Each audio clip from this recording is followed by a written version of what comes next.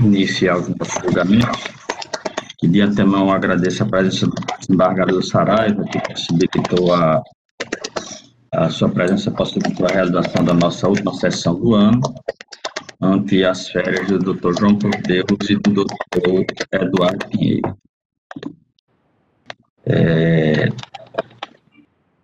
Os processos foram requeridos sustentação oral nos agravos de instrumento 0805121, que é o 8 da pauta, a apelação civil 080157405, o 23 da pauta, o primeiro o 08, tem como parte Carlos de Góes Mota e Cíntia Faria, tem como advogado o Dr. André Francisco Ribeiro Dantas. O segundo, a apelação civil 0801574, tem como parte Danilton Macedo Mafra, município de Natal, e a doutora Miriam Ludmila Costa Diógenes, inscrita para sustentação oral.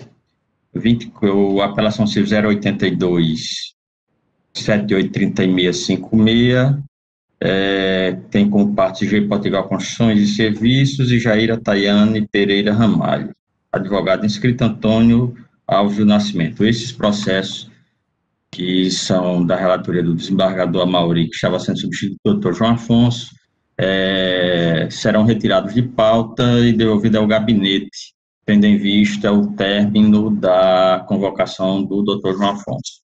Será concluído ao relator originário para incluídos em pauta novamente. Então, não serão submetidos a julgamento na data de hoje. As sustentações orais feitas na apelação civil 0811528, que é o 56 da pauta do dia. Doutora Rebeca Câmara Alves, foi quem requeriu a sustentação oral. O 86 da pauta do dia, a apelação na remessa necessária 085569088, também da relatoria do desembargador Vivaldo, Dr. Leonardo Paletó, que requeriu a sustentação oral. Esses feitos foram requeridos fora do prazo previsto no nosso regimento interno, então não é possível admitir a sustentação oral na presente sessão.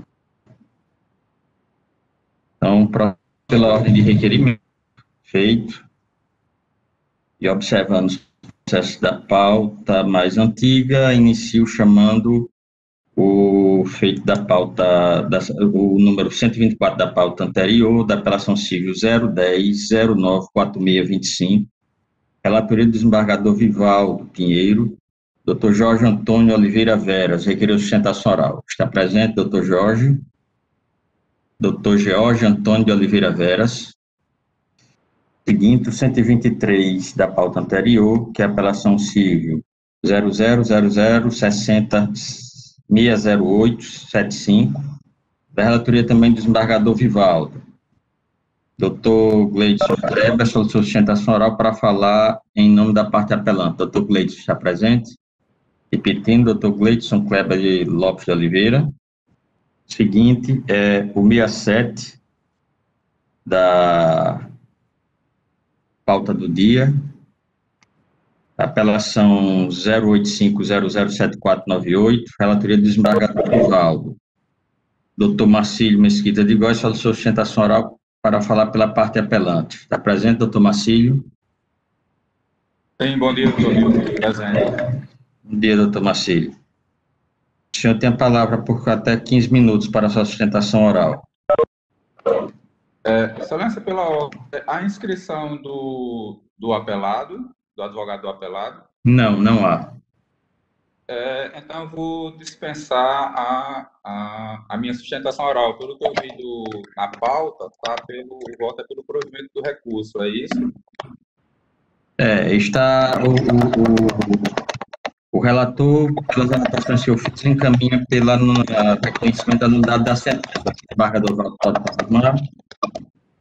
Perfeito, excelência. Eu estou dando passo ao provimento para afastar a litispendência reconhecida na sentença, anulando a sentença e determinando o retorno dos autos ao juiz de origem. Perfeito. Então, nesse caso, eu acredito se torna, assim, o abdico do meu direito de sustentação oral, né, já que é atingido o objetivo do recurso. Ok. Doutor Macedo, o seguinte, temos o 31 da pauta do dia, apelação civil 080-854278. Relatoria do desembargador Rivaldo ainda tem um pedido de sustentação oral feito pelo senhor para falar pela parte agravada.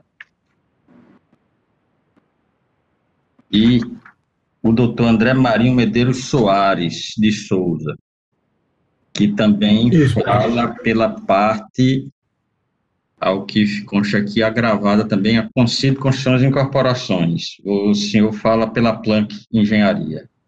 Perfeito. Então, primeiramente, o doutor André está presente? Estou sim, presidente. Por quê, excelência? Bom dia. Nesse caso, vocês farão a divisão do tempo? São empresas distintas, excelência. Certo. As contestações e os recursos foram apresentados em conjunto? A contestação inicialmente foi em conjunto, aí após houve o desmembramento. A função do doutor André, a assessoria da Concílio, eu continuei pela Planck. Os recursos, e daí em diante, todos os atos são separados. As razões foram apresentadas separadas? Separado. Sim, excelência. Só a contestação no início do processo é que foi em conjunto, aí depois todos os atos são separados, inclusive nessa parte recursal desse agravo. Em situações anteriores, nós entendemos que, uma vez apresentada a contestação no início do processo, de forma conjunta, as sustentações orais do tempo serão divididas. Será admitido separado se desde o início do processo foram partes diferenciadas. Mas eu posso submeter aqui a questão de ordem ao desembargador Rivaldo e ao desembargador Saraiva, como entendem. Senhor presidente, como Vossa Excelência disse, nós vimos adotando a divisão do tempo, no caso, em espécie. É o meu entendimento. Compõe a posição do relator, senhor presidente. Pela divisão, uma dúvida aqui, porque eu fiz a anotação aqui como se a apelação civil fosse. É apelação civil ou agravo, doutor? É agravo, excelência. É agravo. Verificando aqui, constatei que as contrarrazões ao agravo foram apresentadas de forma separada. Então, concederia a palavra de forma separada a cada um dos senhores. Pode. Aí, começa o senhor, doutor Macio. Perfeito. Eu já estou falando do doutor André. O doutor André pode iniciar, fique à vontade. Posso começar, então?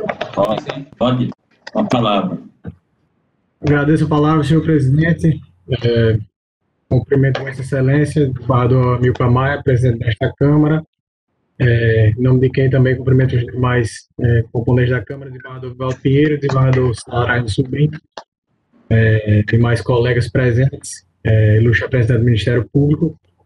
Muito bom dia.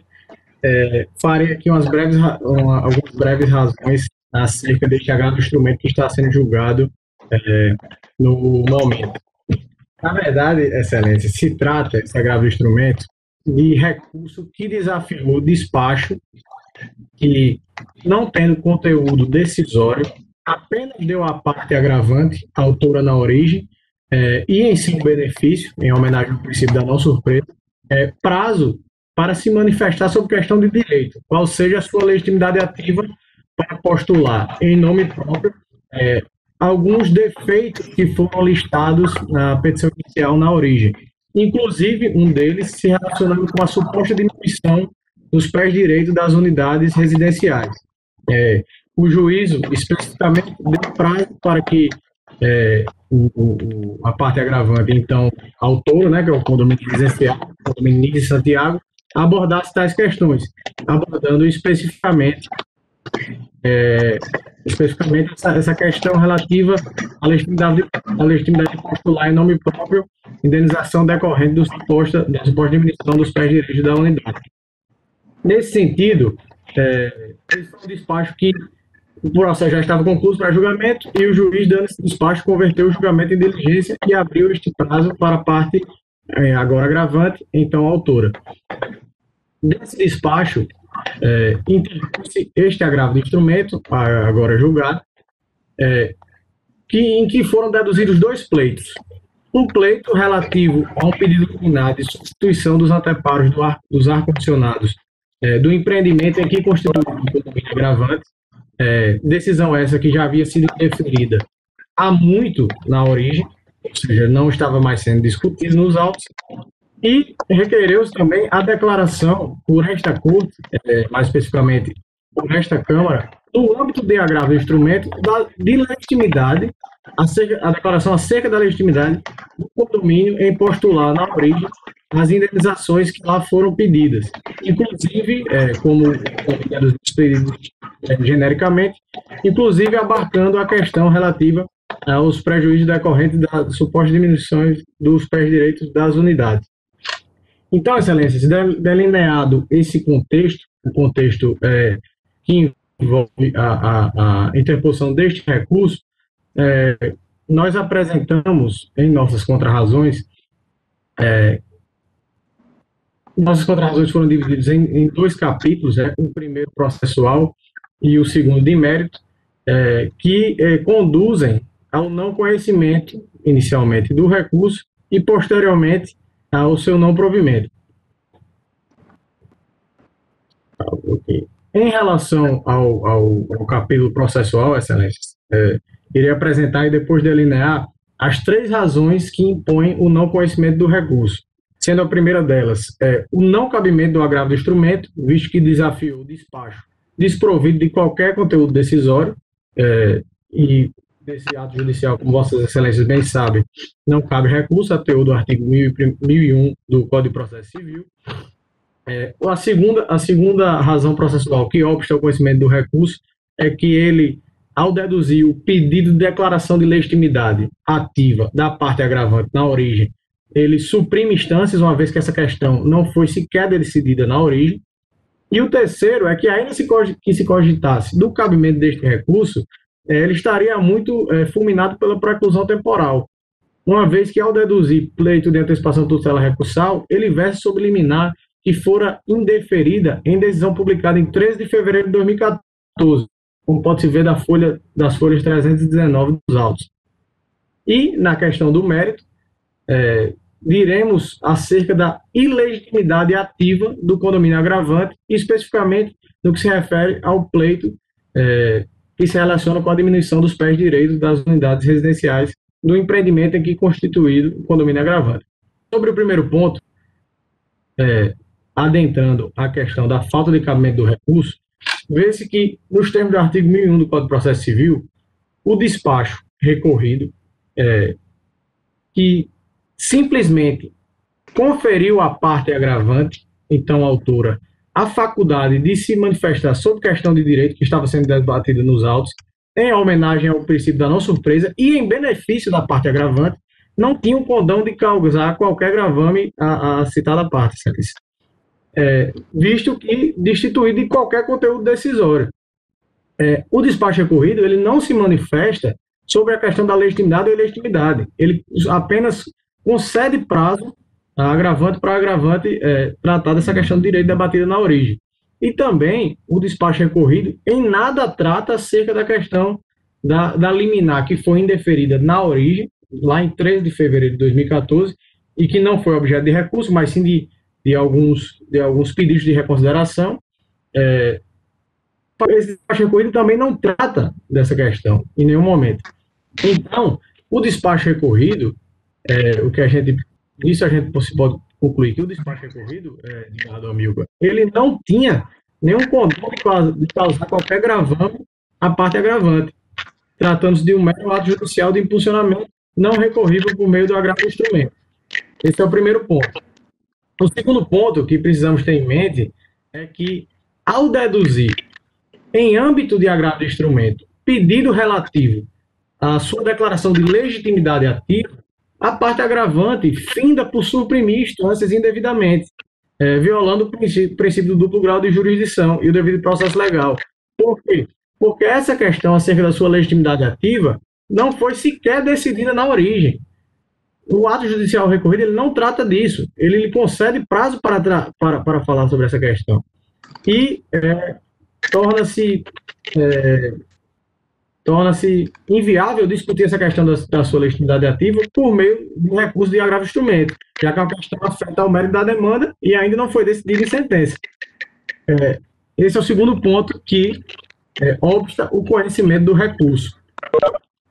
O terceiro ponto que obsta o conhecimento do recurso, a nosso sentir, é a intempestividade dele, mais especificamente no que se refere ao pedido de antecipação de tutela recursal, que se relaciona com a substituição dos anteparos dos ar-condicionados do empreendimento em que constituído o condomínio agravante. Por quê? Porque o pedido ele foi deduzido na origem, em sede de inicial, e foi já, desde então, indeferido pelo juiz ACOL, em decisão, como eu falei, publicada em 13 de fevereiro de 2014, as folhas 316 dos autos. Dessa decisão de indeferimento, não foi interposto o cabível agravo de instrumento à época, mas sim, essa decisão ela foi objeto de sucessivos pedidos de reconsideração, o primeiro deles apresentado no ano de 2016, que, conforme firme jurisprudência do Superior Tribunal de Justiça e também desta Corte, tais pedidos de reconsideração não interrompem o prazo para a interposição do recurso próprio, de modo que a interposição de agravo de instrumento, somente no ano de 2019, ela já está muito fulminada pela preclusão temporal, sendo tal recurso interposto a tempo. Esse é o terceiro ponto que leva ao conhecimento deste recurso. Só voltando um pouco em relação ao primeiro ponto, acerca do não cabimento pelo despacho não ter qualquer conteúdo decisório, essa foi inclusive a desembargador Vivaldo, o fundamento utilizado por esta relatoria na primeira decisão, no contexto de agravo de instrumento, não conhecer do recurso.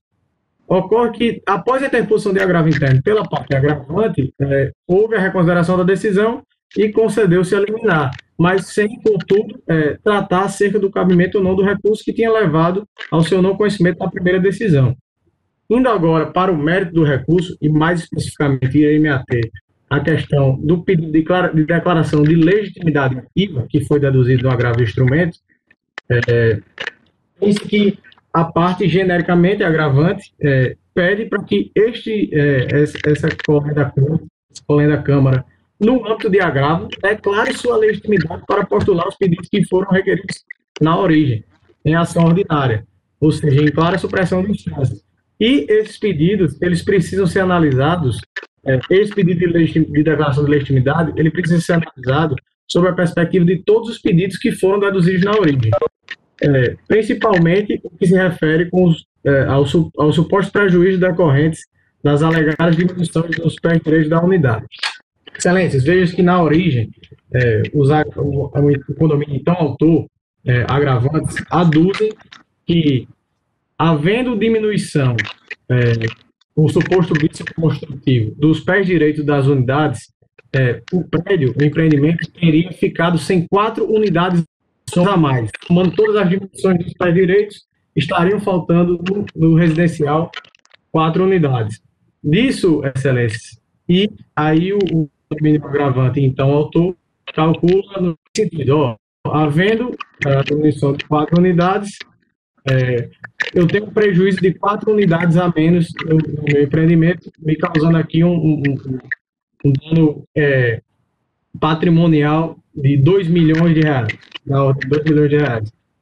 O que acontece nesse sentido é que a própria perícia, ela deixou claro que não existe nenhuma diminuição de 4 unidades residenciais e habitacionais, porque todas as unidades que constavam no projeto foram entregues pelas partes agravadas.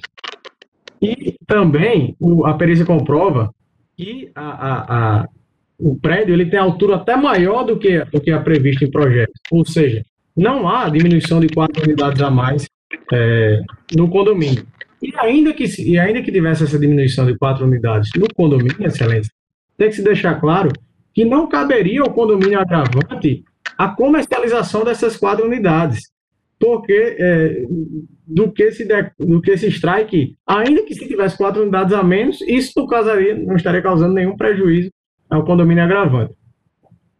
E para arrematar, e aí eu já dirijo o meu final, agradecendo o tempo de vossas excelências, a única indenização que poderia decorrer da discussão acerca da diminuição da suposta diminuição dos pré-direitos das unidades seria indenização relativa a danos extrapatrimoniais, conforme a perícia própria indica, no sentido de que essa diminuição dos pré-direitos das unidades, elas causaria sensação de aprisionamento e desconforto, ou seja, sensações só aferíveis a partir da subjetividade de cada condômino.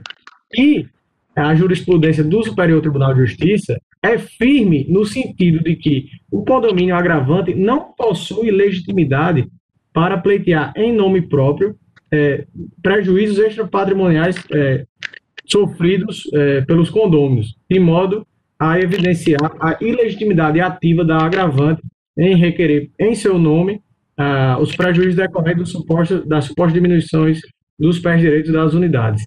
Agradeço o tempo de vossas excelências. Essas são as breves razões. Passo agora a palavra para o doutor Marcílio. Perfeito. Posso iniciar, doutor Milton? Pode sim, desculpe, estava mudo. Pois não. Mais uma vez, bom dia a todos. Doutor André já expôs de forma bem didática a situação aqui tratada do presente recurso. Então, de modo que eu vou me ater aqui a 2 pontos. Quanto às questões processuais já tratadas, nós já também trouxemos isso nas nossas contras-razões e ratificamos agora, apenas acrescentando mais uma posição que leva à impossibilidade de conhecimento e conhecimento de provimento do presente recurso, do presente agravo, que é a questão da decisão irreversível. Né? No caso do preço, se pretende, basicamente, esse recurso, e o que já foi objeto de decisão por esse relator, diz respeito a que as empresas façam os serviços de trocas e reparos dos anteparos dos ar-condicionados.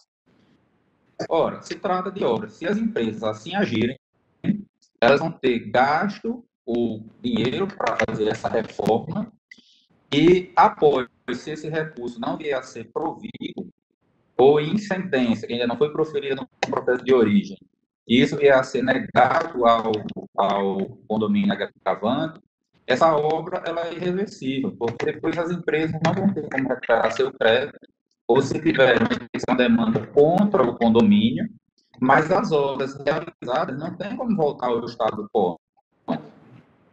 Não vai ter como se desfazer essas obras. Então, assim, esse é um detalhe assim, que se mostra imprescindível ser mostrado para que se tenha a realidade da situação. Então, é algo irreversível e não tem como ser deferido. Né? Então, esse ponto era a questão processual ser tratada aqui por nós, né? Acrescentando o que foi posto por doutor André. E no mérito da questão, né, reforçar o quê? Talvez por uma fé processual, digamos assim, eu não queria estar utilizando essa palavra, mas, assim, consta dos autos que o agravante informando que jamais houve decisão sobre a matéria aqui tratada. Quando, em verdade, o próprio processo é claro nisso, foi ratificado, inclusive, formando das folhas por doutor André, né? E essa questão dos anteparos, foi um pedido da antecipado com o ajuizamento da ação. Então, foi um pedido que foi negado, não teve objeto de recurso, salvo pedidos reiterados de reconsideração e consequentes negativas reiteradas dessa antecipação de tutela. Exatamente por não ficar claro o direito de ficar pelo agravante. Né? E durante a instrução processual, isso ficou ratificado por prova pericial. E outro detalhe que se chama a atenção é qualquer empreendimento imobiliário, após entregue, ele tem que sofrer manutenção pelos condôminos, pelo condomínio. Não é uma obra que é entregue nenhum imóvel é entregue e ele fica isento de manutenção. Se não houver a devida manutenção, defeitos vão, lógico. Então, assim, é o que se pergunta e está posto nos autos. Desde a entrega do empreendimento imobiliário, não há uma prova sequer, uma única prova de que o condomínio realizou a devida manutenção preventiva no imóvel, em todo o condomínio. Nós moramos numa área, numa cidade, então, assim, esse desgaste, ele se deu de forma natural pelo tempo. Não foi porque o serviço foi mal feito, não é porque a obra encontra defeito. Não, em momento não se fala em defeito, se fala em desgaste. Veja a redação do agravo, vejam a redação da inicial, vejam a redação de todas as petições do agravante, dos autos. Em momento nenhum se fala na palavra defeito, se fala na palavra desgaste. Se há um desgaste, é uma questão natural do tempo. Se esse desgaste ele se acelerou, foi porque não houve a devida manutenção predial, que é necessária. Né? Se não houve isso, consequentemente, o desgaste se deu, isso é natural. Então, que culpa tem o empreendedor? Que culpa tem as incorporadoras e as construtoras com isso? Seria a mesma coisa de se adquirir um imóvel, um automóvel fazendo uma reparação, e o seu adquirente não cumpre as revisões. Então, se era para ter um desgaste com 5 anos, esse carro vai ter um desgaste com 2, 3 anos, porque não sofreu as revisões e a manutenção preventiva, indicada pelo fabricante. A mesma coisa, na hora que entrega o imóvel, é entregue também um manual de manutenção do imóvel. E isso não foi cumprido pelo agravante. Né? Ou seja, não há nos autos, repito, pelo menos eu olhei, reli, não vi uma linha sequer, uma prova sequer que tenha sido feita qualquer tipo de manutenção. E não há uma vez sequer, em qualquer petição, pelo menos eu enxerguei, que se fale em defeito, se fala em desgaste. São situações totalmente diferentes. Então, observando essas peculiaridades e acrescentando o que o André já passou, entendemos pela impossibilidade, primeiro, de ser dado conhecimento a esse recurso, que vai estar se agravando, vai estar se inovando, entre outras coisas, de um despacho, que é impossível de se ter, não está lá no rol do 2015, não se trata de uma decisão interlocutória, né? Dentre os outros aspectos de ordem processual que foram postos. E no mérito da questão, também faz esse acréscimo que eu trouxe agora, né, a questão de que não se trata de defeito, se trata de desgaste, e está comprovado nos autos que, em momento algum, o agravante tomou as cautelas necessárias para a sua manutenção. Ou seja, deixou o tempo correr. Se deixou o tempo correr, ele não pode agora querer trazer essa responsabilidade para as construtoras, para as incorporadoras. Pois se assim for, enquanto esse imóvel existir, as construtoras e incorporadoras vão ter que ficar periodicamente fazendo manutenção, ficando com esse custo e com essa responsabilidade. Então, são por essas razões que nós requeremos, ratificamos, né, os pedidos de aportes e aportes no nosso agravo interno, para que o recurso não seja conhecido. E se conhecido, já mesmo seja negado ao provimento. Agradeço mais uma vez pela atenção e aguardamos, confiamos no não provimento do recurso. Com a palavra o relator. Senhor presidente, o voto está disponibilizado. Eu vou fazer uma síntese e digo que conheço do agravo, uma vez que a motivação apresentada pelo condomínio agravante, em que pesa a natureza do provimento judicial questionado, demonstrou a urgência da medida e do gravame posto aos condôminos, a caso não reparados os suportes que anteparam os equipamentos de ar-condicionado das unidades habitacionais componentes do prédio, estando presentes os pressupostos de admissibilidade para o conhecimento do agravo, eu conheço do agravo. Quanto ao argumento recursal de forte risco de gravame de travamento posto aos condôminos, a caso não reparados, os suportes que antepara os equipamentos de ar-condicionado das unidades habitacionais, componentes do prédio, tenho que a perícia judicial destacar com bastante precisão a necessidade urgente de ser projetada nova estrutura para a substituição dos anteparos, para os equipamentos de ar-condicionado que apresentaram alto grau de deterioração. Aí eu transcrevo parte final do laudo pericial, que diz exatamente isso, e digo, cumpre salientar que as empresas agravadas atuaram no empreendimento em regime de parceria, restando, claro, a responsabilização solidária na obrigação de proceder com os desdobramentos estruturais ocasionais, entre os quais reparos e possível indenização futura decorrente de obra mal feita. Transcrevo o precedente aqui da relatoria do desembargador Dilermando Mota, sobre matéria idêntica, e concluo dizendo, ante o exposto, ratificando a tutela recursal anteriormente deferida, conheço do provimento ao agravo de instrumento no sentido de determinar as agravadas que providenciam os reparos e substituição de todos os anteparos de suportes de ar-condicionado do condomínio, agravante, nos termos pretendidos neste recurso, sob pena de aplicação de sanção pecuniária já estipulada liminarmente. Na emenda de processual civil, consumidor, agravo de instrumento, condomínio residencial, despacho de primeiro grau, confeição decisória, comprovação do nível de risco de desabamento e forte prejuízo aos condôminos, preenchimento dos pressupostos de admissibilidade do recurso, a teor do preceituado no artigo 1015 do Código de Processo Civil, determinação de reparos e substituição de anteparos dos supostos dos condicionadores de ar do empreendimento, legitimidade do condomínio, demonstração, atuação em juízo em nome dos moradores, empresas agravadas que não seguiram os projetos construtivos aprovados, demonstração revelada através de perícia judicial, responsabilização solidária pela reparação dos vícios, pois que atuaram no empreendimento em regime de parceria. Diligência do artigo 25, parágrafo 1º do Código de Defesa do Consumidor, semelhança do direito e perito mora em favor do agravante. Precedentes, reforma da decisão, conhecimento e provimento do agravo de instrumento, é como eu estou encaminhando o voto, senhor presidente.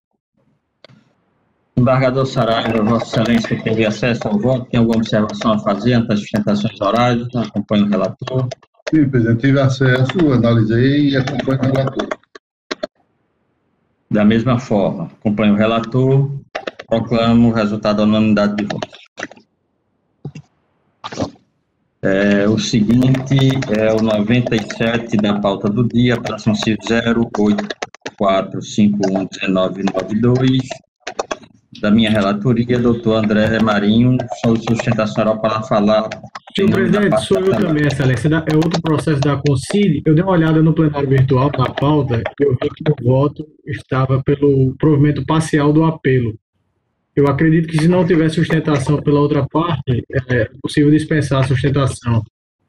Eu vou ler aqui a emenda, doutor André, aqui na situação, e qualquer coisa o senhor poderá fazer seus esclarecimentos ou alguma questão de ordem. Há duas situações no presente processo, são as questões de natureza preliminares.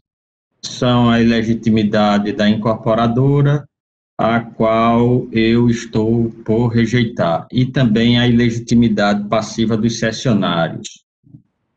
Daniele Graziele Pessoa Dantas Alves e Christian Ricardo Alves, dos quais também estou rejeitando. Quanto ao mérito, é uma diferença aqui na questão de um pagamento de valores que teriam sido pago a maior. Concide, Constituição e Incorporação, juntamente com Danise Graziele Pessoa Dantas e Christian Ricardo, buscam excluir a obrigação de pagar dos autores recolhida a quantia de R$ 7.183,57. Analisando, verificar apenas que o recurso de Graziele e Christian merece argumento, havendo provas que autorizam a reforma parcial do julgado para excluir a responsabilidade desses cessionários pela obrigação de devolver a quantia que estabelou o valor do financiamento bancário. De acordo com consta nos autos, em 18 de 1 de 2011, Geraldo Tadeu Silva Castilho Fonseca e Maria de Fátima Cruz firmaram o contrato de promessa de compra e venda de bem imóvel com a Concide Incorporação Limitada. Não tiveram condições de pagar o valor das chaves, a importância de R$ 81.305, e com a interveniência da incorporadora celebraram um contrato particular de promessa de compra e venda. Exceção de direitos de bem imóvel para entrega futura com Denise Grazielli Pessoa Dantas e Cristian Ricardo Alves, por intermédio dos corretores Henrique Leite Souza e Eduardo Sodré. Nesse contrato, Geraldo Tadeu da Silva Castilho da Fonseca e Maria de Fátima Cruz venderam o bem para Denise Grazielli e Cristian Ricardo pelo preço de R$ 112.718. Deste valor, R$ 81.305 seria o saldo devedor a ser pago à Concide e R$ 31.403 a ser pago a Geraldo Tadeu e Maria de Fátima pela venda dos direitos creditários. No contrato, ficou ajustado que Denise Grazielli e Geraldo Tadeu, Denise Grazielli e Cristian Ricardo pagariam a Geraldo Tadeu e Maria de Fátima um sinal de R$ 22.281, restando a quantia de R$ 9.132 para quitar no futuro. O saldo remanescente correspondente a 81.305 mais os 9.132,49 seria pago pelos cessionários por meio do financiamento bancário. Demonstra o contrato assinado por Denise Grazielli e Cristian Ricardo perante a Caixa Econômica Federal em 17/5/2013, o imóvel foi avaliado em R$ 112.718 mil, sendo liberado um financiamento da importância de R$ 88.488,97. Em razão do financiamento ter sido a menor, Maria de Fátima Cruz e Geraldo Tadeu repactuaram o preço do sinal de R$ 22.281, estabelecendo que passaria a ser de R$ 24.229,93. Os cedentes confirmaram o recebimento da quantia de R$ 20 mil em dinheiro pago pelos cessionários, ficando o valor de R$ 4.230 parcelado em cheque. Acrescentaram que o montante de R$ 7.183 ficaria pendente de pagamento por meio do financiamento.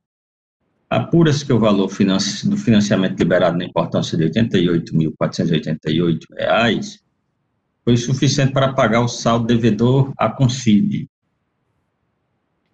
Com relação ao remanescente desse financiamento, na importância de R$ 7.183,57, é incontroverso que a referida quantia não foi devolvida a Maria de Fátima Cruz e Geraldo Tadeu da Silva.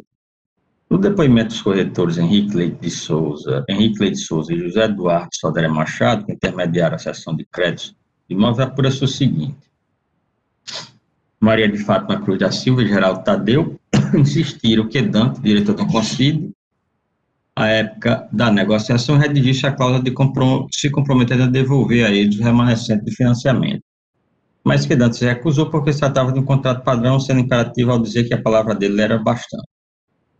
Henrique Leite de Souza convenceu Maria de Fátima Cruz e Geraldo Tadeu da honestidade de Dante, bem como deveriam confiar no diretor pelo histórico que tinham com ele, sugerindo que aceitasse o acerto verbal da possibilidade do diretor não fechar o negócio. A Concide recebeu o financiamento e Dante não devolveu o excedente do financiamento para Maria de Fátima e Geraldo Tadeu. Corretores lembraram a Dante do acordo feito por Maria de Fátima e Geraldo Tadeu de restituição do excedente, mas que o referido diretor da Concide Construção disse que pagou as custas cartorárias e que achava correto devolver para quem financiou a mais. Dante pagou as custas do cartório e, quando recebeu o financiamento, reteve o valor gasto, devolvendo a Denise Grazielli e Cristian Ricardo a quantia de pouco mais de R$ 1.000. Denise Grazielli e Cristian Ricardo não sabiam do ajuste verbal feito entre Dante e Maria de Fátima e Geraldo Tadeu para a devolução do remanescente do saldo devedor. O corretor Henrique Leite indagou a Dante a razão pela qual pagou as custas do cartório do próprio bolso, e Dante respondeu que era para agilizar o financiamento, tendo o corretor dito a Dante que era para cobrar de Denise. Denise Grazielli e Cristian não sabiam que o pagamento das custas cartorárias foi feito com excedente do financiamento. O corretor Henrique Leite esteve presente na reunião realizada entre Dante, Maria de Fátima e Geraldo Tadeu, para que o diretor esclarecesse o motivo pelo qual entregou os valores a Denise Grazielli, pessoa já bastante idosa, mas ficou nervoso e abandonou a reunião. São várias as considerações fáticas que faço aqui a respeito do que foi apurado nos autos pelo juiz de primeiro grau, e verifica-se que, na realidade, a responsabilidade da CONCID é integral pelos danos materiais. Eis que não há dúvida que ela recebeu esse valor de R$ 7.183,57, que foi a mais, e deu um destino diverso do que havia sido ajustado inicialmente, com as pessoas Maria de Fátima Cruz Silva e Geraldo Tadeu da Silva. E, em razão disso, eu conheço do recurso desprovendo o apelo da CONCID, provendo, no entanto, o recurso promovido por Daniela Grazielli Pessoa Dantas e Christian Ricardo Alves para, reformando parcialmente a sentença, excluir a responsabilidade da cessionária pela restituição solidária do valor de R$ 7.183,57. A obrigação essa que passa a ser exclusiva da CONCID Construção e Incorporação Limitada, fixando, na presente ocasião, o percentual de honorários em 20%. Esse, em síntese, é o meu voto. Verifico aqui, doutor André, que os demais membros da turma também estão acompanhando o entendimento. Em resumo, são essas as considerações. Tá, Vossa Excelência. De fato, as questões fáticas postas por Vossa Excelência foram analisadas. A minha sugestão era mais para de entendimento sobre essas questões. Então, votado o voto, aceito e me despeço aqui de Vossa Excelência. Ok, muito obrigado e um bom dia para o senhor. Obrigado, bom dia, até mais. O seguinte é o 113 da pauta do dia, apelação civil 084-34991, a pedido de sustentação oral pela doutora Marla Maiadeva da Silva Ramos Serrano. Está presente, doutora Marla? Bom dia, excelências. Sou Rafaela Carneiro, OABBA 40790, e estou com subestabelecimento nos autos. Ok, com a palavra para a sua sustentação oral, doutora. Bom dia a todos, presentes, colegas, servidores e todos os julgadores. Vejam bem, em breve síntese, a controvérsia do caso em análise gira em torno da alegação dos recorridos, Thelma e Valdinei, no sentido de que a apelante, a empresa de propósito específico que se habilitou em sede recursal, uma vez que não foi demandada no processo de conhecimento, teria descumprido a cláusula L.11 de um ajuste preliminar de permuta de terreno por unidades imobiliárias, celebrado entre as partes. Uma vez que, supostamente, essa cláusula desse ajuste preliminar asseguraria que a denominação do empreendimento homenagearia, de forma póstuma, o filho falecido dos apelados, Andrier Melo Lopes de Araújo.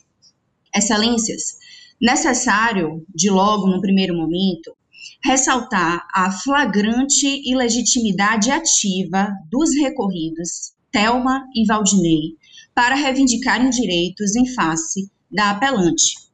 Primeiramente, existiu um contrato, um ajuste preliminar, celebrado entre Thelma Lopes, Valdinei Lopes, na qualidade de primeiro contratantes, e a Moura do B, Corré no presente processo, na qualidade de segunda contratante. Todavia, posteriormente, notem que esse ajuste preliminar foi substituído por força de uma lavratura de uma escritura pública de compra e venda de dação em pagamento de unidades imobiliárias. Esse documento, escritura, substituiu integralmente ajuste preliminar, diga-se, quanto os deveres das partes, bem como quanto à titularidade dos direitos do pacto.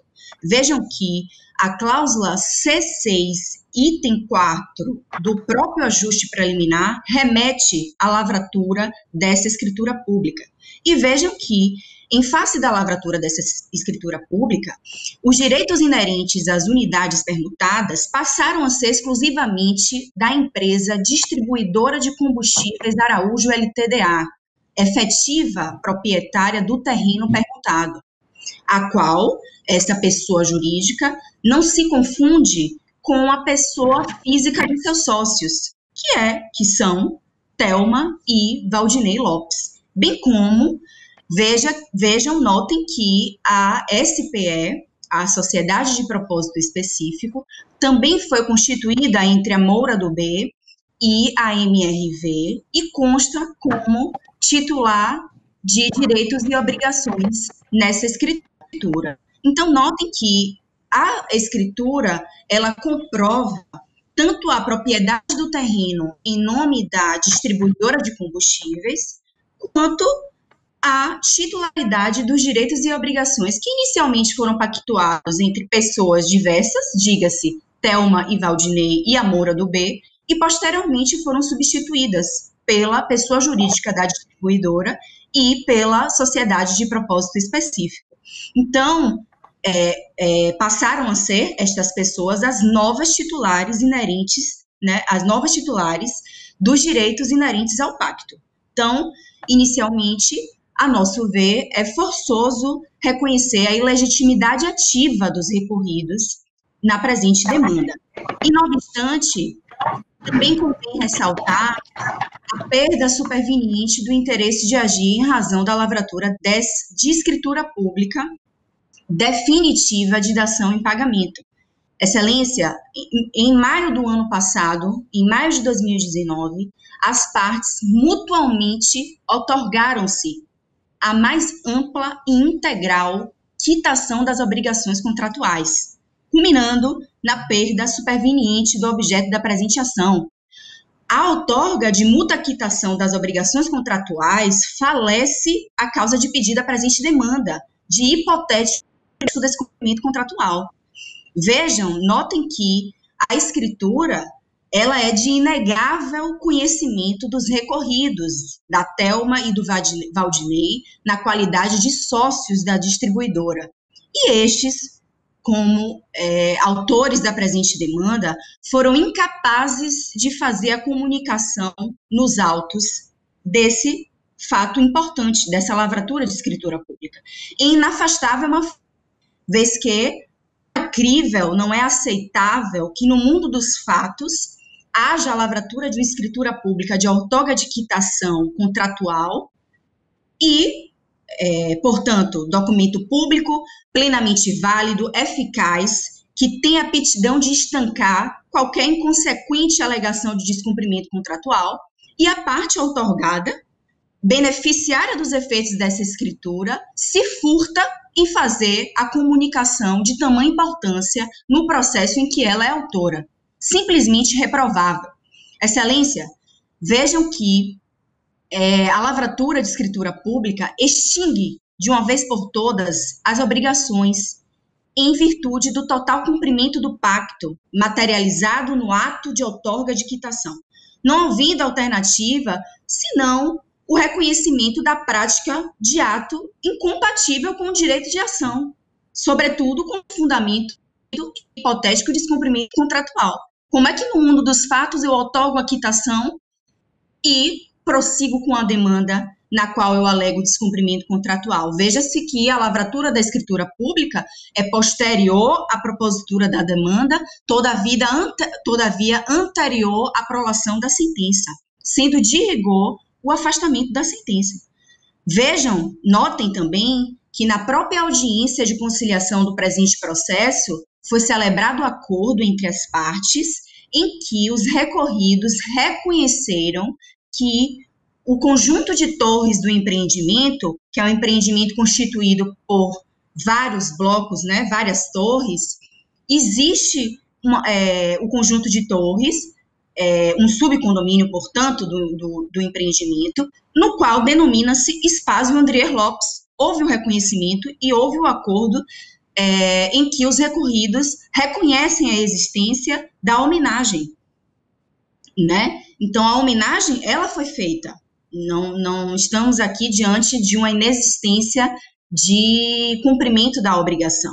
Ademais, não menos importante, é preciso também consignar a impossibilidade de cumprimento da obrigação de fazer assegurada pela sentença, consubstanciada em mudança do nome de um empreendimento pronto, acabado e entregue há anos, para fazer constar que a totalidade do mesmo tenha uma única denominação, que é Espaço Andrier Lopes. Eis que essa obrigação, eu não digo nem demais extremamente onerosa, e sim de impossível cumprimento, ela afeta direitos de terceiros adquirentes de boa-fé e ocasiona transtornos de todas as ordens, né? Permissa venia, o julgador sentenciante, ele não cuidou em observar os nefastos impactos da obrigação de fazer assegurado em sentença, seja no aspecto condominial, né, mediante, seria necessária alteração de minuta de convenção, seja no aspecto administrativo do residencial para com as suas obrigações junto ao poder público, envolvendo cadastros tributários, sem falar nos reflexos registrais e cartorários, mediante alteração de registro e memorial de incorporação, até mesmo a mudança de habite-se, além dos impactos financeiros perante a esfera dos terceiros adquirentes de boa-fé, sobretudo nos financiamentos bancários assinados por cada adquirente junto às instituições financeiras, dentre outros tantos documentos que envolvem a implantação de um condomínio, né, com reflexos perante as administrações públicas, as municipais, estaduais e entes privados. Portanto, é preciso rememorar que o contrato não pode se divorciar da sua função social e de sua devida utilidade, enaltecendo que a homenagem ao filho dos recorridos foi devidamente prestada, não havendo que se falar em descumprimento contratual. Então, firme aqui nas razões expostas é que a apelante, a SPE, a Sociedade de Propósito Específico, ela pugna pela reforma da sentença, seja pela extinção do processo mediante o acolhimento da ilegitimidade ativa, seja no avançar do mérito mediante o julgamento de improcedência, em razão da quitação das obrigações contratuais. Agradeço imensamente a atenção de todos, o que faço com estima e apreço. Muito obrigada e um bom dia a todos. O meu voto, em breve, tem o seguinte teor: prejudicial de nulidade de sentença por falta de pressuposto processual suscitada pelas recorrentes. A MDRN Nova Avenida Condições Limitadas alega que Valdinei Lopes de Araújo e Thelma Lopes de Melo Araújo não devem figurar no polativo da ação, mas sim empresa de distribuidora de combustíveis Araújo Limitada, em nome de quem os imóveis estão registrados, e da qual são sócios e em nome de quem o imóvel registrado, o imóvel permutado está registrado. A Moura do Bem Engenharia se alega que não é parte legítima para figurar no polo passivo da ação, mas sim a MDRN MRV Nova Avenida Constituições, limitada à sociedade com propósito específico para quem transferiu todas as suas cotas. A razão não lhe assiste. De fato, no ID 7850-657, consta juntada do, aspas, ajuste preliminar firmado entre Valdinei Lopes de Araújo e Thelma Lopes de Araújo como primeiro contratante e Moura do Bem Engenharia como segunda contratante, tendo como objeto a permuta de frações ideais do terreno por área construída, benfeitorias a serem ali construídas, dentre outros pactos que se pactou em caráter irrevogável e retratado. Fecho aspas. Esse contrato preliminar foi assinado em 13/7/2011, nele constando na cláusula C1, referência à certidão expedida pelo terceiro ofício de notas de Natal, em 3/5/2011, cujo teor aponta os autores como um dos proprietários dos lotes 44, 45 e 46 permutados, registrados sob a matrícula 19077, 19078 e 19079, no terceiro ofício de notas de Natal. Na cláusula 1.10, ficou estabelecido que a Moura do B iria criar sociedade de propósito específico de sua propriedade com o único objetivo de construir empreendimento em nome de quem seria feita a escritura pública de permuta. Posteriormente, foi assinada a escritura de compra e venda com promessa de dação em pagamento no dia 22 de 10 de 2012, na qual consta a distribuidora de combustíveis Araújo como titular dos terrenos permutados, figurando Valdinei Lopes de Araújo e Thelma Lopes de Melo Araújo como sócio, e a MDRN-MRV Nova Avenida como compradora, com o aval prestado pelas sócias Moura do B Engenharia e MRV Engenharia Participações Limitadas. Tudo conforme consta no documento do ID 7851061. Consta expresso no apontamento do item 2.1 da cláusula 2 da referida escritura de compra e venda com promessa de dação em pagamento, que, aspas, permanecem válidas todas as disposições previstas no instrumento particular datado de 13 de julho de 2011, firmado entre as partes. Fecho aspas e prossigo dizendo que o documento assinado no dia 13 de 7 de 11 é o, aspas, ajuste preliminar firmado entre Valdinei Lopes de Araújo e Thelma Lopes de Melo de Araújo como primeiro contratante e Moura do B Engenharia S.A. como segunda contratante, tendo como objeto a permuta de frações ideais de terreno por área construída, a serem ali construídas, entre outros pactos que se pactuou em caráter revogável e retratado. Acrescente-se que a Moura do B Engenharia S.A. transferiu suas cotas para a MDRN-MRV Nova Avenida Construções no dia 29 de 3 de 2018, ID 7851053, quando a demanda proposta no dia 14 de 9 de 2016 já estava em curso. Toda a atividade processual acima identificada evidencia a legitimidade de Valdinei Lopes Araújo e Thelma Lopes de Melo Araújo para figurar no coletivo da ação, bem como legitimam a Moura do B Engenharia S.A. para responder pelos efeitos das sentenças juntamente com a MDRN-MRV Nova Avenida Construções Limitada, conforme a redação do artigo 109 do CPC. Ainda argumentam os apelantes que houve perda do objeto da demanda decorrente da lavratura de escritura pública definitiva de dação em pagamento em maio de 2019, na qual a distribuidora de combustível Araújo, por intermédio de seu sócio, deu plena e total quitação, reconhecendo que foi dado cumprimento às cláusulas do contrato. Todavia, a quitação foi dada por pessoa jurídica que não integrava a demanda e não se confunde com o seu sócio.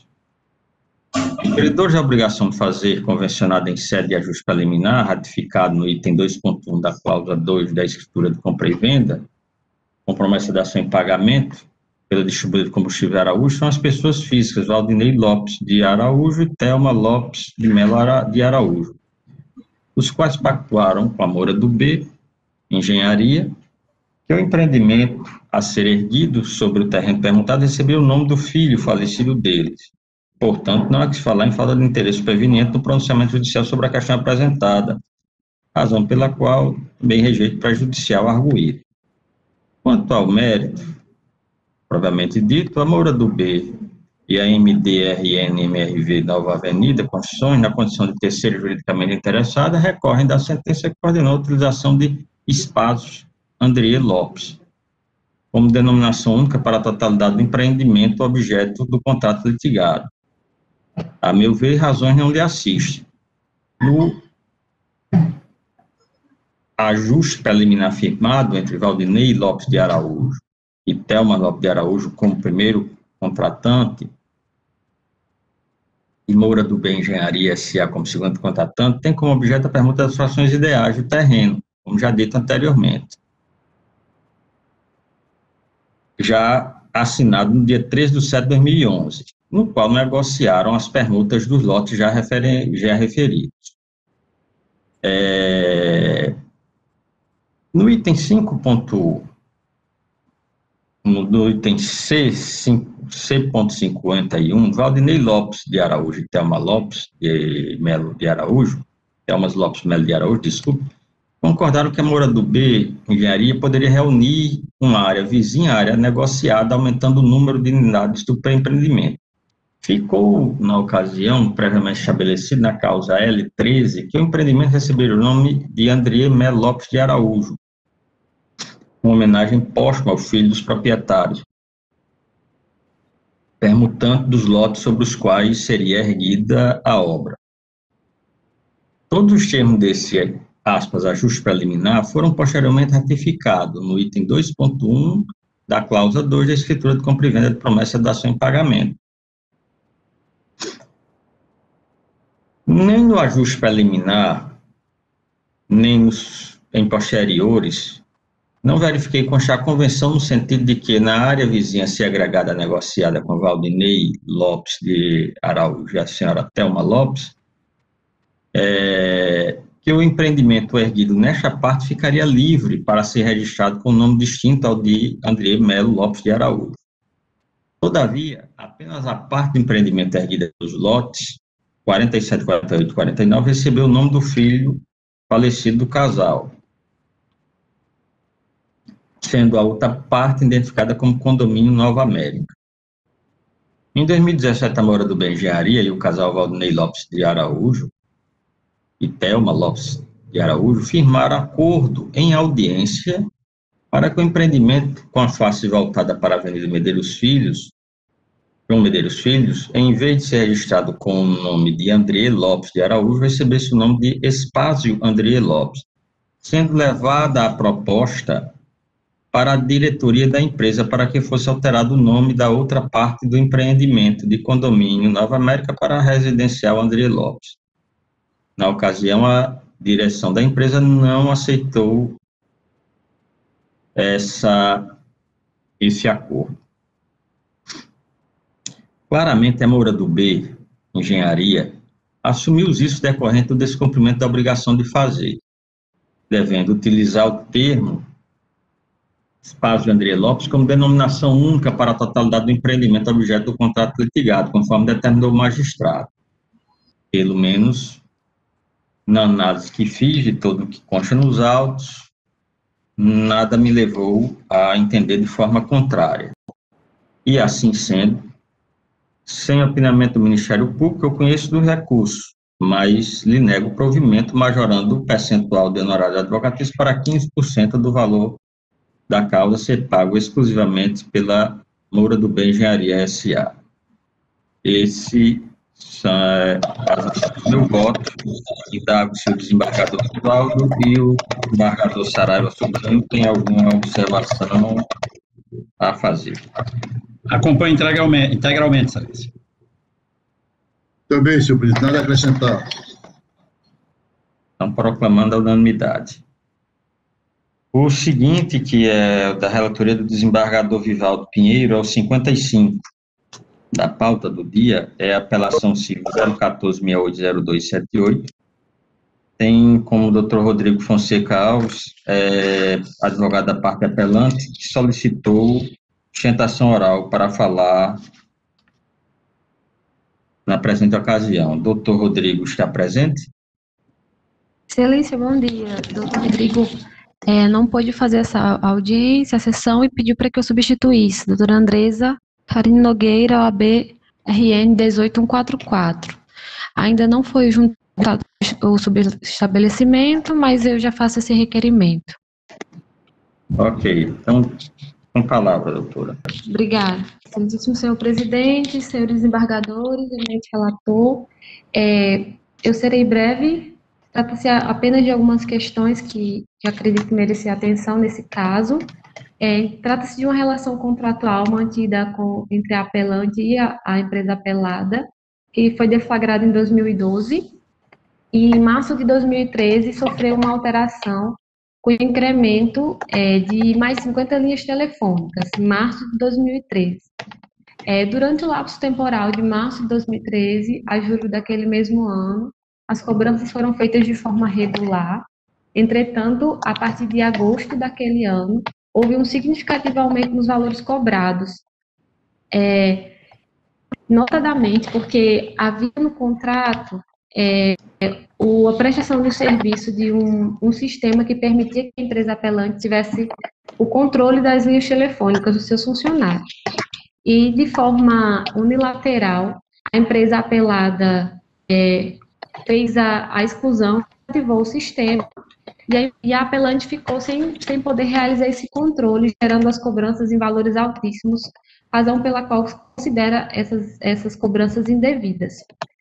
Que importa frisar que a mudança contratual feita em março de 2013 foi apenas um incremento, de modo que, acrescentando essas linhas telefônicas, de modo que não houve outras alterações contratuais que levassem à exclusão do sistema ou à alteração dos valores, senão aqueles já propostos. Com a devida vênia, a respeitosa sentença deixou de apreciar, acreditamos, mais detidamente os documentos acostados, em especial o extrato das linhas telefônicas, que aqui no PJE está acostado no ID 5194-591, a partir do documento 5, no qual há a listagem de todas as linhas telefônicas, as cobranças feitas de forma a elevar os valores, e a exclusão do sistema em várias dessas linhas telefônicas, a exclusão do sistema gestor. E nesse mesmo documento, em sequência, há várias comunicações da representante da empresa da época, reconhecendo as cobranças devidas, inclusive indicando as formas de como poderia ser sanada a questão. Essa disso que os contratos pressupõem o dever de informação, lealdade e, sobretudo, boa-fé, e não foi o comportamento da apelada neste caso, justamente porque a exclusão do sistema foi feita sem qualquer informação à apelante, de modo a gerar as cobranças indevidas. Então, por todo o exposto, eu reitero os requerimentos já outrora realizados, requerindo a reforma da sentença e a procedência dos pedidos de constância na inicial. Eram essas as considerações, eu agradeço a atenção de Vossa Excelência. Senhor presidente, desembargador Saraiva, o voto também está disponibilizado, e eu digo que, em controvérsia, a contratação na modalidade de prestação de serviço móvel pessoal, corporativo, conforme o contrato assinado e acostado aos autos. Não restou demonstrada qualquer afronta aos princípios de boa-fé objetiva, informação, lealdade e correção.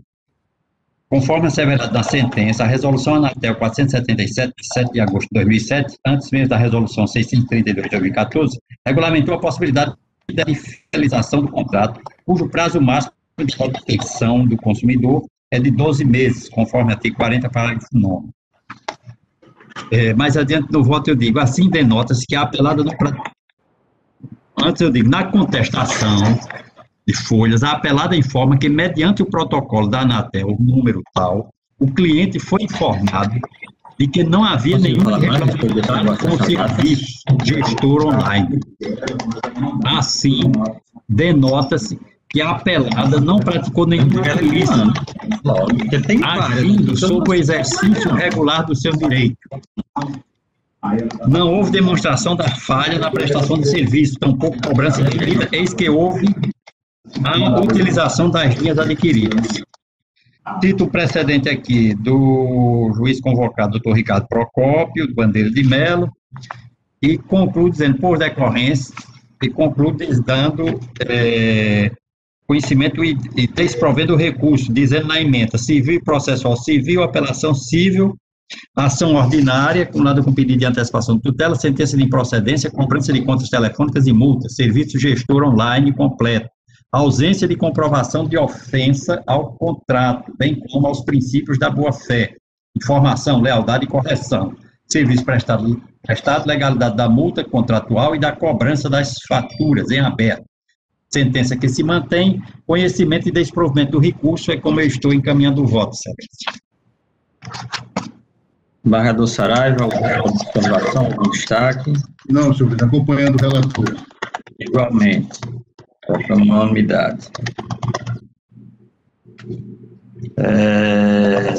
Seguinte, é o 104 da pauta do dia, que é o apelação civil 080, 044902, da minha relatoria, doutor Graciliano de Souza Freitas Barreto, sua sustentação oral para falar pela parte apelada.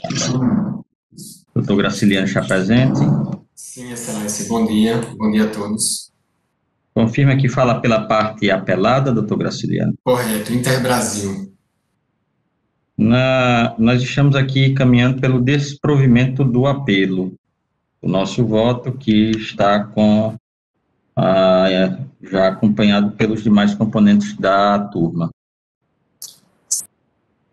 Certo, Excelência. Eu pergunto só se no voto houve apreciação da majoração dos honorários sucumbenciais, recursais.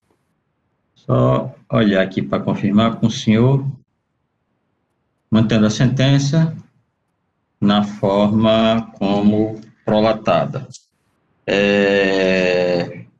Lei de condenação da apelada em litigância de má-fé por abuso de direito, ausência da conduta ilícita, pode prejudicar o artigo 183, de impossibilidade da aplicação da pena multa estabelecida no artigo 81 do Código do citado Código. Como estou votando. Certo. Com relação aos honorários não houve pronunciamento? Hein? Com relação aos honorários recursais, não houve pronunciamento no acórdão? Não, aqui não. Certo. Tudo bem, Excelência. Ao ter acesso ao voto e o acordo, iremos apresentar os embargos de declaração para manifestação de Vossa Excelência. Ok, se for o caso de cabimento. Isso, correto. Agradeço a todos e um bom dia e um bom trabalho. Apelação civil 081, 81, 12 e 57, a sua relatoria. Tem pedido de sustentação oral pela parte apelada, feita pela doutora Karen Luciano de Mello e doutora Lissandra Raíza da Silva. Alguma das duas estão presentes? Excelência, bom dia. Lisandra, presente. Pois não, doutora, pode falar. Doutora Lissandra fala pela parte apelada, é isso? Correto, Excelência. Já verifiquei que o voto foi pelo desprovimento do recurso. Pelo desprovimento, Excelência. Exato. Declínio da sustentação, então, Excelência. Então, na emenda, eu estou dizendo previdenciário processual civil, apelação civil, sentença de improcedência, preliminar de incompetência da Justiça Estadual solicitada pelo apelante, rejeição, mérito, plano de previdência privada, complementar, equacionamento de déficit, busca do equilíbrio econômico-financeiro e atuarial, no plano de benefícios beneficiários que assumem os riscos envolvidos, déficit, previsão que não contraria o artigo 202 da Constituição Federal, artigo 21 da Lei Complementar 109 de 2001, sentença mantida, conhecimento de desprovimento da apelação civil. E os demais estão acompanhando o voto do relator pelo desprovimento. Perfeito, Excelência. Então, bom dia, obrigado. Bom dia, doutora, obrigado. A senhora. Pronto, aqui, pelo que vejo aqui, nós terminamos nossas apresentações orais. Gago, do desembargador Vivaldo, se tem alguma observação, algum destaque nos feitos da pauta virtual.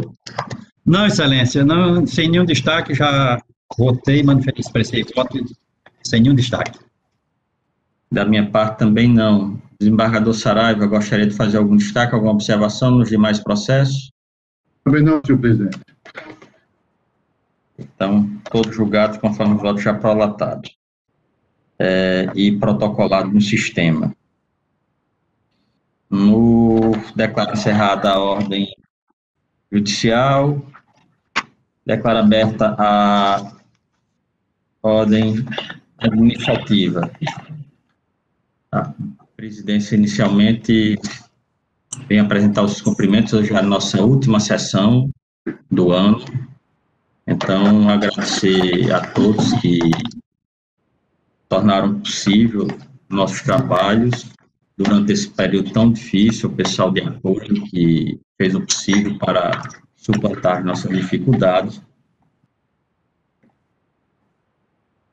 Renovar meus agradecimentos particulares ao desembargador Saraiva, que proporcionou que nós realizássemos essa sessão hoje, para encerrarmos os processos de pauta, inclusive os processos da relatoria do desembargador Vivaldo, que assumirá a presidência no início do ano e se desvincular dos processos do gabinete. Mais uma vez, apresentando meus votos de boa sorte ao desembargador Vivaldo. Já vai começar com muito problema para resolver, não é, desembargador Vivaldo? Está desligado. Bastante, excelência. Agradeço. Reza pelo senhor, desembargador. Agradeço. Também meus agradecimentos ao doutor representante do Ministério Público, a doutora Yátia, pela confidência, Obrigada. cordial, pela ajuda que nos deu. Muito obrigado e espero vê-la novamente no nosso trabalho no próximo ano. Obrigada. Comunicações e proposições, desembargador Rival, tem alguma? Excelência, apenas agradecer as palavras de Vossa Excelência, agradecer ao desembargador Saraiva que nos ajudou hoje nessa sessão e orar a Deus para que ele nos ilumine o caminho que começará no início do ano. E dizer que foi um prazer muito grande, saio porque tenho que sair da terceira Câmara, mas foi um prazer muito grande. Há anos que eu venho trabalhando com Vossa Excelência, com o desembargador Amauri, com o desembargador Rebouças, afastados esses dois últimos, com o colega juiz substituindo. E, na realidade, eu adoro a terceira Câmara. Se Deus quiser, volto um dia para a terceira Câmara. Desejo a todos um Feliz Natal e um próspero ano novo. Vamos sentir sua falta aqui. Obrigado. Desembargador Saraiva. Senhor presidente, cumprimentar e agradecer pela oportunidade de participar deste momento. Meu abraço e aproveitar para desejar um Natal bem feliz, um ano novo bem de muita sorte para nós, principalmente para o nosso presidente. Quer dizer, presidente, desde logo estamos juntos, viu? Estamos juntos. Deus irá nos ajudar na sua condução da gestão do Poder Judiciário do Estado do Rio Grande do Norte. Bom dia a todos. Obrigado. Bom dia a todos. Desembargador Saraiva, na quinta-feira nos encontraremos lá na Câmara Criminal. Com certeza, presidente. Um abraço a todos. Feliz Natal e um ano. Um abraço, um Feliz Natal para todos também, muita saúde. Muito obrigado.